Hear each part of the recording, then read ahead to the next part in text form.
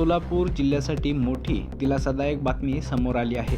सातत्याने होत असलेल्या पावसामुळे उजनी धरण झपाट्याने भरत असून सध्या धरणाची पाणीसाठा 94% पोहोचला। धरणात अजूनही मोठ्या प्रमाणात पाण्याची आवक सुरू असल्याने प्रशासनाने भीमा नदीत 70,000 क्युसेक पाण्याचा विसर्ग सुरू केला आहे।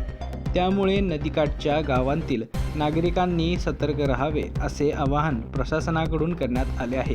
गेल्या 4 ते 5 दिवसांपासून सुरू असलेल्या पावसाने महाराष्ट्रभर हजेरी लावली असून अनेक भागातला धरणसाठा वाढतोय। सध्या दौंड परिसरातून उजनी धरणात जवळपास 70,000 क्युसेक पाण्याची आवक सुरू आहे।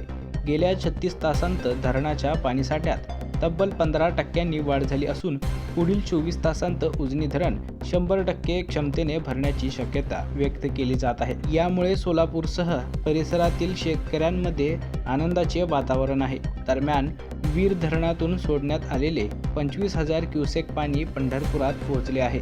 त्यामुळे अंबाबाई बंधाऱ्याचे सर्व दरवाजे उघडण्यात आले असून चंद्रभागा नदीच्या पाणी पातळीत लक्षणीय वाढ झाली आहे।